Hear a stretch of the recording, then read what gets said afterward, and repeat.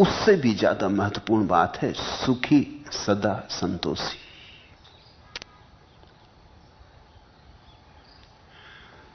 संतोषी सदा सुखी से ऐसा लगता है कि किसी तरह संतोष कर लो तो सुखी हो जाओगे। किसी तरह किया गया संतोष पहली तो संतोष ही नहीं, किसी तरह किया गया संतोष संतोष का धोखा है। समझा लिया, बुझा लिया, मन को कह दिया कि क्या रखा संसार में। जब तुम समझाते हो मन को कि क्या रखा संसार में, तो एक बात पक्की है कि तुम्हारा मन अभी कहता है कि कुछ रखा संसार में, अन्यथा समझाते किसे, समझाते किस लिए? समझाना सूचक है कि मन अभी कहता रखा बहुत कुछ संसार में। तुम अपने को समझाते हो क्या रखा कामनी कांचन में, कुछ भी नहीं, सब मिट्टी है। मगर ये क्यों दोहराते?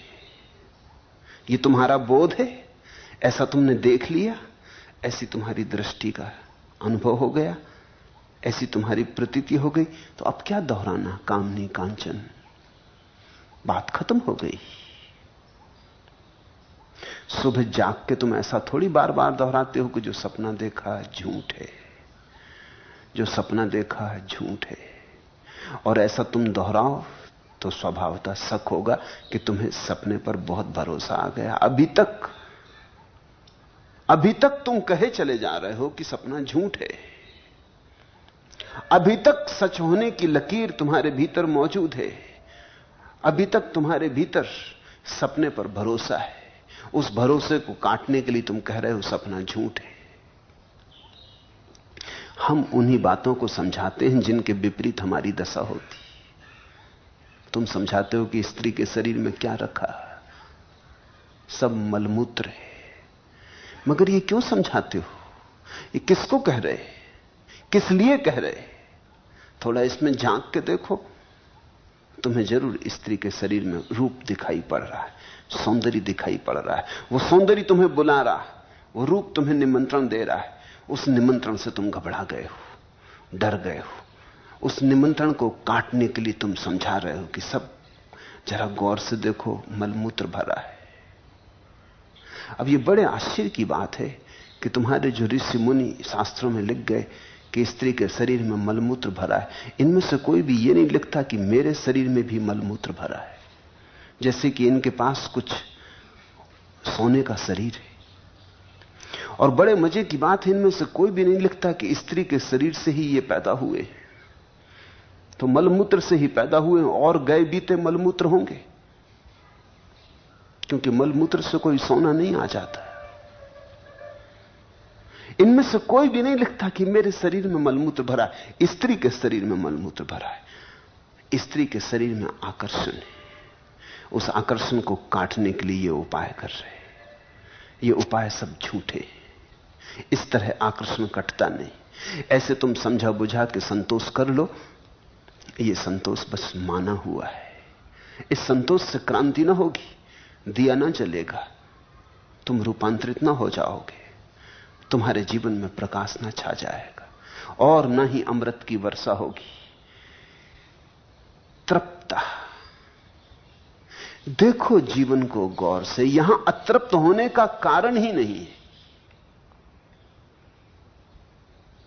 इस क्षण देखो, अभी देखो, यही अष्टावक्र का जोर है कि जो देखना है अभी देखो, इस क्षण देखो। अभी तो मेरे सामने बैठे, इस क्षण जरा गौर से अपने भीतर झांको। कहीं कोई अतृप्ति है,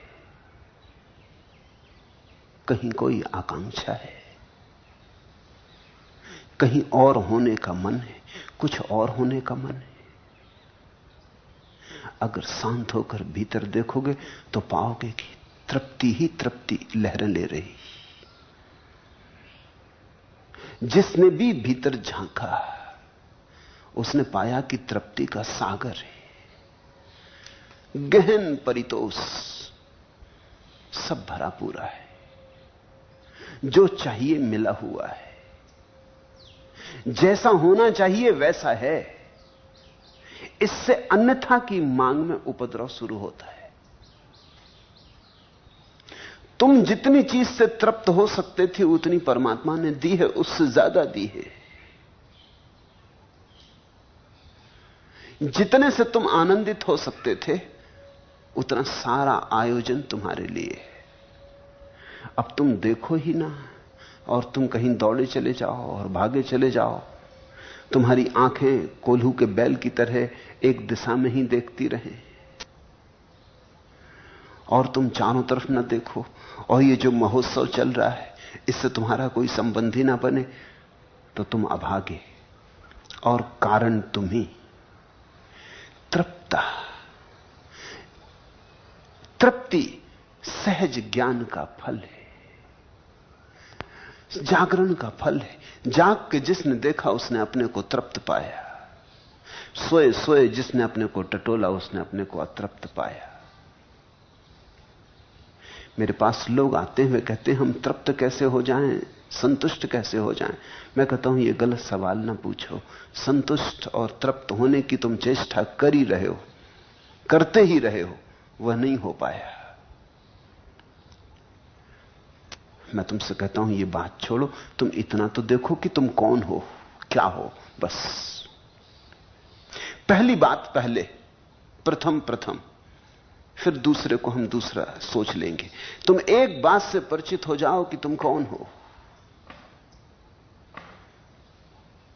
रमन महर्षि के पास पाल ब्रंटन जब गया तो वो बहुत से प्रश्न लेके गया था, लेकिन रमन ने कहा बस एक ही प्रश्न सार्थक है, यही पूछना सार्थक है कि मैं कौन हूं, बाकी सब प्रश्न अपने से हल हो जाएंगे।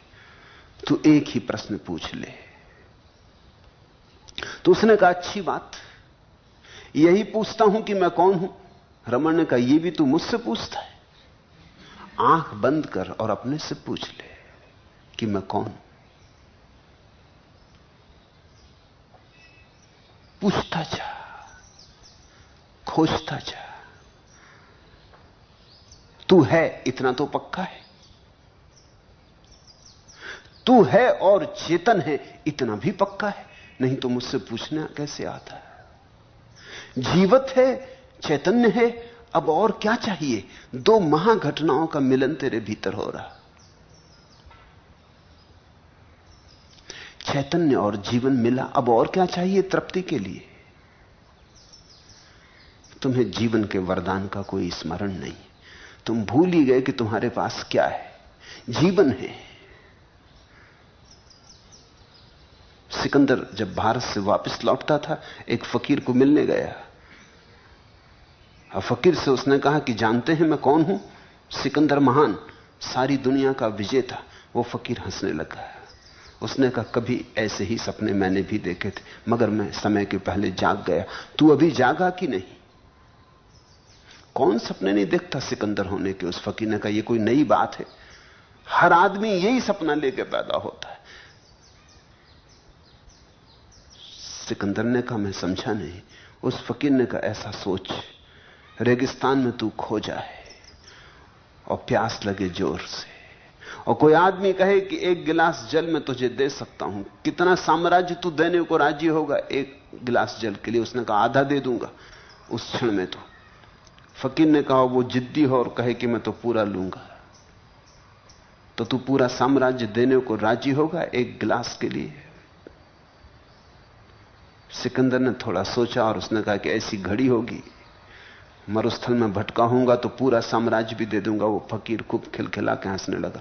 उसने कहा तो तूने कमाया क्या? एक गिलास पानी, मौका पड़ जाए तो एक गिलास पानी खरीद लेना। ये साम्राज्य, इसका कुल मूल्य कितना है?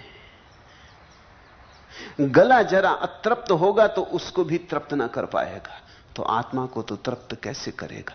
गले की प्यास भी ना बुझ पाएगी इससे, तो हृदय की प्यास तो कैसे बुझेगी?